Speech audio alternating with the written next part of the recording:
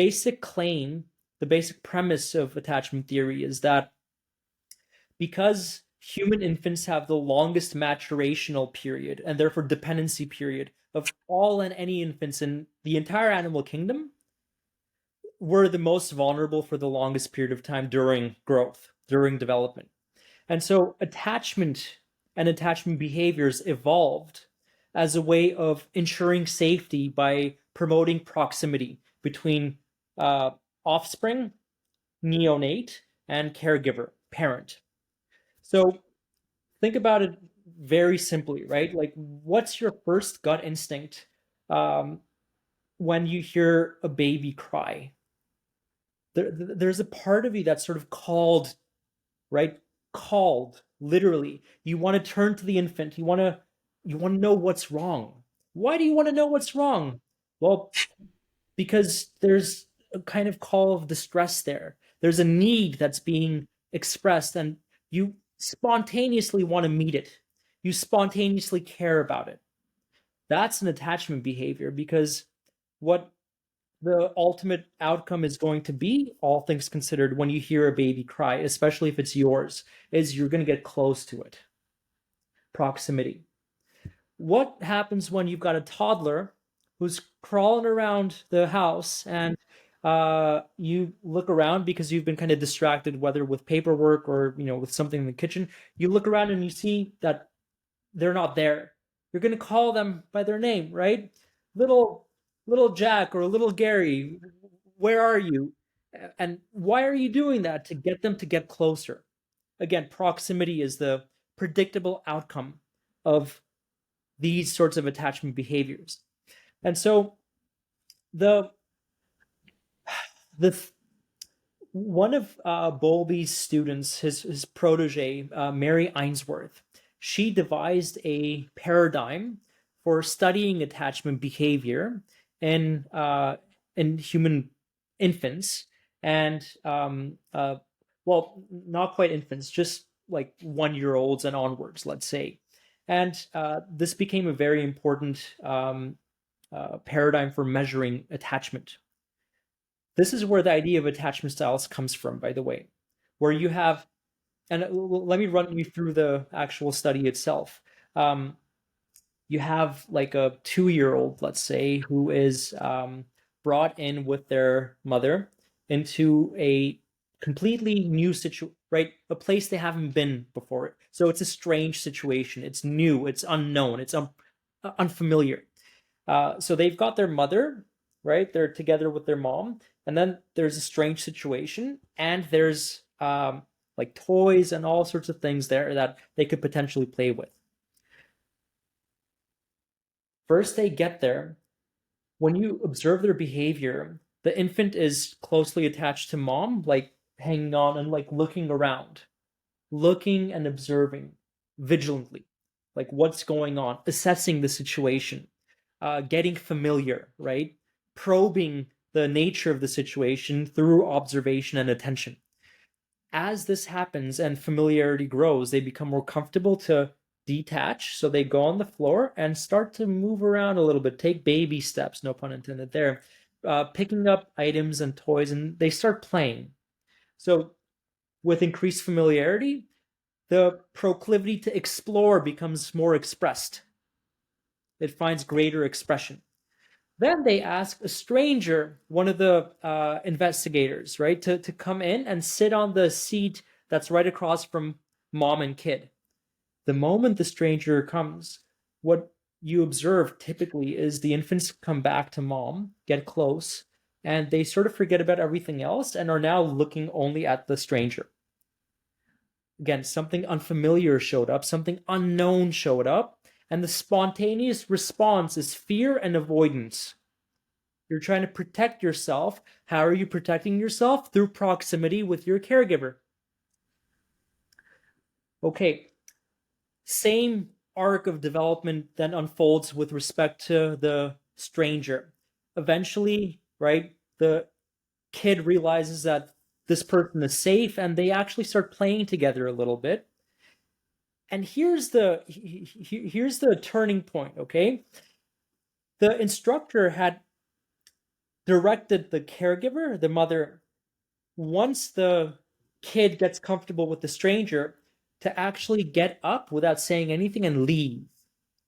And in all cases, and they've studied this and replicated this paradigm and these outcomes like with very large samples. Um, though there are some cross-cultural questions that come up there, but we can sort of bracket those for now. What they observed is that in all cases, the moment mom leaves, it's like the baby had eyes at the back of its head, turns around and starts crawling after mom and crying. But mom is instructed to leave. So she exits through the door and closes the door. And the kid is now weeping, terrified. It's all alone in a strange situation with a stranger. Okay, here is where the idea of attachment styles comes from. After some interval of time, probably a minute or two, mom is instructed to come back into the situation, into the room. And when she comes back, she goes back to the kid and tries to pick up the kid. And what they found is that there's four, or let's say for now, three um, uh, relatively stable and consistent patterns of response to the return of the caregiver, the secure base, or what's supposed to be the secure base.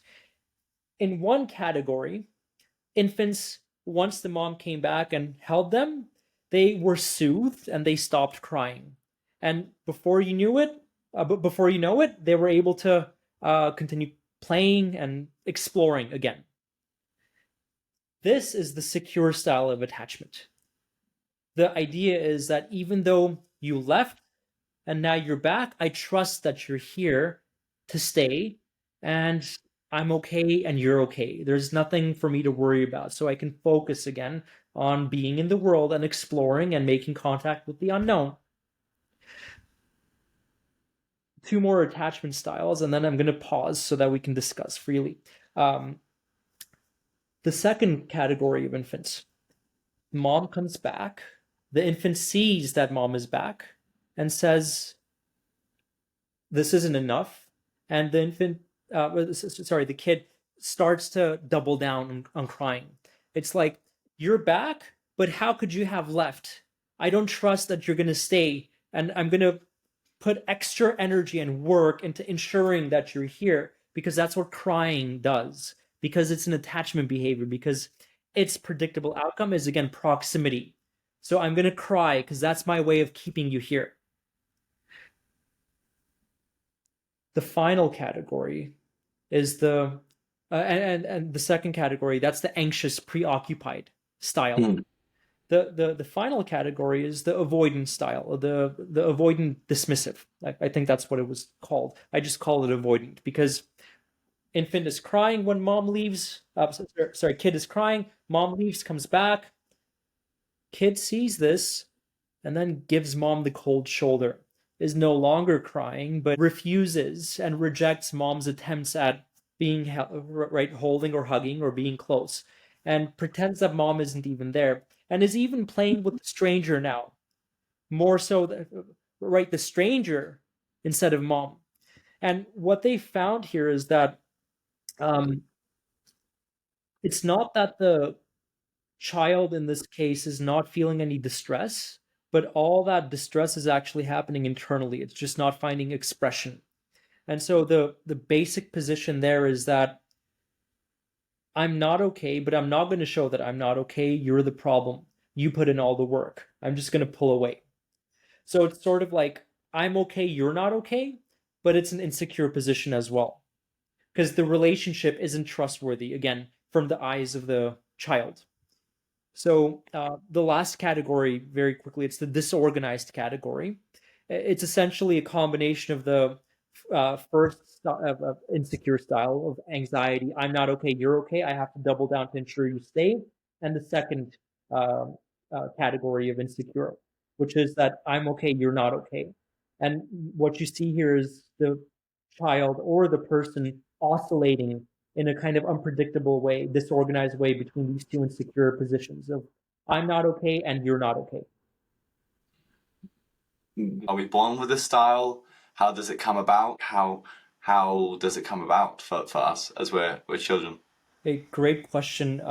Just as a sort of proviso that I'd like to add here is that, as I see it, and I think this is also sort of like stated in the literature, no one just has one attachment style. It's more like if you take a pie chart and divvy it up into different slices, it's like how much mental real estate does each of those styles as a probability, so to speak, take up in the context of your life.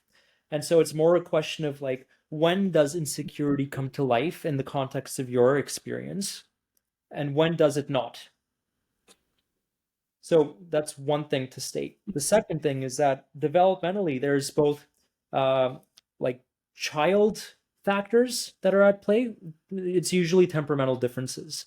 Um, so like fussier kids, they tend to be more prone to developing insecure styles of attachment versus more calm or emotionally stable kids that don't cry as often, that also initiate contact, for example, by babbling, let's say, or the kids that know that they're cute, that experience. Uh, Yeah. and so it becomes like a playful, like, hey, pay attention to me, I'm talking, I'm doing things, they initiate contact. They're not just passive or sort of to themselves. So these are some of the factors from the infant side. From the parental side, again, I think it's consistency of when the parent is present to the child's calls of distress, which helps to build a sense of trust, a basic trust that when I'm in need, the world will provide me with the resources. Or more than that, the world is the kind of place that can provide me with the resources to quell myself, my anxieties, and to soothe. So consistency is a big factor there. Um, and also responsiveness. So if you cry needing something and you get no response, here's something that I would recommend anybody who's listening right now watches. Actually, it's on YouTube. Just search for the still face experiment. It's a another paradigm, very famous, where uh, child and mom are sort of playing. Child is babbling, mom is sort of mirroring, and mom is instructed to, at some point, cut all of her responses to make a still face. So first she was smiling, laughing, giggling, da, da, da, da, da, and then man, the child's response is so interesting because very quickly you see a certain arc unfold, which is the child notices immediately that the close coupling is lost of the dyad. And the child tries to regain it by babbling some more, by doing those things that it knows normally elicit contact. When that fails, it starts to get uncomfortable, and that discomfort begins to manifest at a bodily level. It not only starts to scream, right, yell, cry, but also like its entire body loses organization. And this is really interesting to look at from an embodiment perspective because when you're an adult and when you lose contact, when there's a rupture in a real and important relationship, you're probably not going to become disorganized externally at the level of the body because you're an adult, all things equal.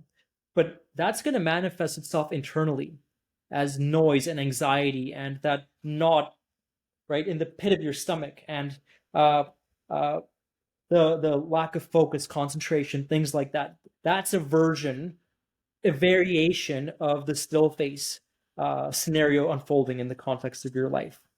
And how you respond to that is going to be prefigured, at least in part, by the kind of style that's going to be predominant, right? The attachment style that's going to be predominant in the situation. So if you're anxious, preoccupied, you're going to double down. You're going to send that extra text every 5 minutes to make sure to see why the other person isn't responding. You're gonna call. You're gonna keep thinking about them nonstop.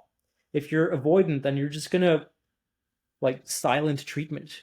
If this is how it is, I'm just gonna walk away. I don't need you. Why? That's a complete denial of the actual needs at play.